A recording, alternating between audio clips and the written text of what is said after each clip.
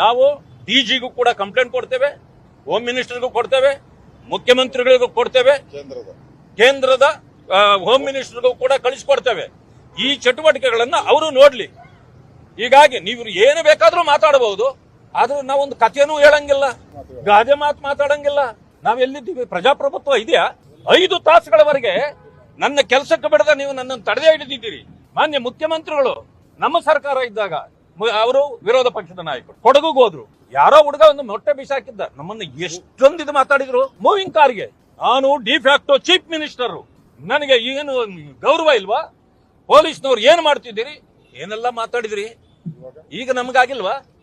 ಈಗ ಅಶೋಕ್ ಅವ್ರಿಗಾದ್ರೆ ಅಥವಾ ನನಗಾದ್ರೆ ಅದು ನಿಮ್ಗೆ ಅನ್ಸೋದಿಲ್ವಾ ನಾನು ಅವತ್ತೇನು ಮಾತಾಡಿದ್ದೇನೆ ಅನ್ನೋದು? ಆದ್ರಿಂದ ನನ್ನ ಡಿಮ್ಯಾಂಡ್ ಇದೆ. ನನ್ನ ಕಾರನ್ನು ನೋಡಿ ಪೂರ್ತಿ ನನ್ನ ಮೇಲೆ ಹಾಕಬೇಕು ಅಂತ ತಂದಿದ್ರು, ನಾವು ತಪ್ಪಿಸ್ಕೊಂಡಿದ್ರಿಂದ ನನ್ನ ಕಾರ್ಗೆ ಪೂರ್ತಿ ಹಾಕಿದ್ದಾರೆ. ಅಲ್ಲಿರ್ತಕ್ಕಂಥ ಅಲ್ಲಿಂದ ಆಫೀಸರ್ಗಳು ಎಷ್ಟು ಜನ ಇದ್ರು ಎಲ್ಲರೂ ಕೂಡ ಸುಮ್ಮನೆ ಮೂಕ ಪ್ರೇಕ್ಷಕರಂತೆ ಇದ್ರು. ನಮ್ಮವರು 400-500 ಜನ ಆ ಕಡೆ ನಿಂತ್ರೆ ಅವರನ್ನ ಬರದೇ ತಡಿಯೋದು, ಇವರನ್ನು ಮಾತ್ರ ಕೂಗಾಟಕ್ಕೆ ಬಿಡೋದು. ಒಬ್ಬರನ್ನು ಮಾತಾಡಿಸಿಲ್ಲ.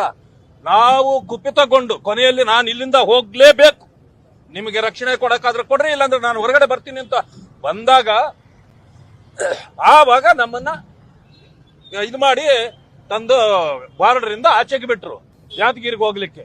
ಈ ರೀತಿ ನಮಗೆ ತೊಂದರೆ ಕೊಟ್ಟು ನಮಗೆ ನಮ್ಮ ಕೆಲಸಕ್ಕೆ ಅಡ್ಡಿಪಡಿಸಿ ನಮಗೆ ಮಾರಣಾಂತಿಕ ಹಲ್ಲೆ ಮಾಡ್ಲಿಕ್ಕೆಲ್ಲ ಪ್ರಯತ್ನ ಮಾಡಿ, ನನ್ನ ಮಾತ್ರ ಅಲ್ಲ, ಅಂಬಾರಾಯ್ ಅಷ್ಟಗಿ ಅಂತೇಳಿ ಮಾಜಿ ಜಿಲ್ಲಾ ಪರಿಷತ್ ಅಧ್ಯಕ್ಷರು, ನಮ್ಮ ಪಕ್ಷದ SC ಮೋರ್ಚಾದ ಮಾಜಿ ಉಪಾಧ್ಯಕ್ಷರು, ಅವರು ನಮ್ಮನ್ನು ನೋಡಕ್ ಬಂದ್ರೆ ಎಲ್ಲ ತಳ್ಳಾಡಿ ಅವ್ರಿಗೆ ಒಡೆದು ಬಟ್ಟೆ ಎಲ್ಲ ಹರಿದು ಕೊನೆಗೆ ಅವ್ರನ್ನೇ ತಗೊಂಡೋಗಿ ಒಂದ್ ಕಡೆ ಕೂಡಾಕಿ ರಾತ್ರಿ 3 ಗಂಟೆವರೆಗೆ ನಿಮ್ಮ ಮೇಲೆ ಕಂಪ್ಲೇಂಟ್ ಕೊಟ್ಟವ್ರೆ, ಯಾರೋ ನೀವು ಇಲ್ಲೇ ಕೊಡ್ತೀರಿ ಅಂತ.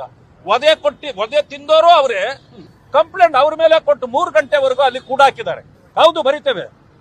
ಹೀಗೆ ನಮ್ಮ ಮೇಲೆ ಏನಾದ್ರೂ ಮಾಡಿ ಇವರನ್ನು ಮುಗಿಸ್ಬೇಕು ಅಂತ ಪ್ರಿಯಾಂಕಾ ಖರ್ಗೆ ಮತ್ತು ಅವರು ಎಲ್ಲ ತೀರ್ಮಾನ ಮಾಡ್ಕೊಂಡಿದ್ದಾರೆ.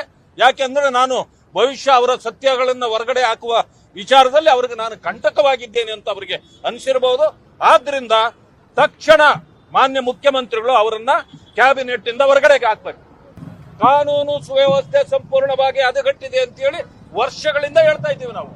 ಅಂದ್ರೆ AICC ಅವರು ಏನ್ ಬೇಕಾದ್ರೂ ಮಾಡಿದ್ರೆ ಅವ್ರನ್ನ ಇಟ್ಕೋಬೇಕು ಅಂತಿದ್ಯಾ? ಬೇರೆ ರೂಲ್ ಇದೆಯಾ ಅವ್ರಿಗೆ? ಇವ್ರು ಹೇಳ್ತಾರಲ್ಲ ಸಂವಿಧಾನ, ಅವ್ರಿಗೆ ಬೇರೆ ಸಂವಿಧಾನ ಇದೆಯಾ? ದಯವಿಟ್ಟು ಇದನ್ನ ಸೀರಿಯಸ್ ಆಗಿ ಮಾನ್ಯ ಮುಖ್ಯಮಂತ್ರಿಗಳು ತಗೊಳ್ಬೇಕು, ಅವರನ್ನ ಕ್ಯಾಬಿನೆಟ್ ಇಂದ ಹೊರದೂಡಬೇಕು ಅಂತ ಹೇಳಿ ಮನವಿ ಮಾಡ್ತೇನೆ.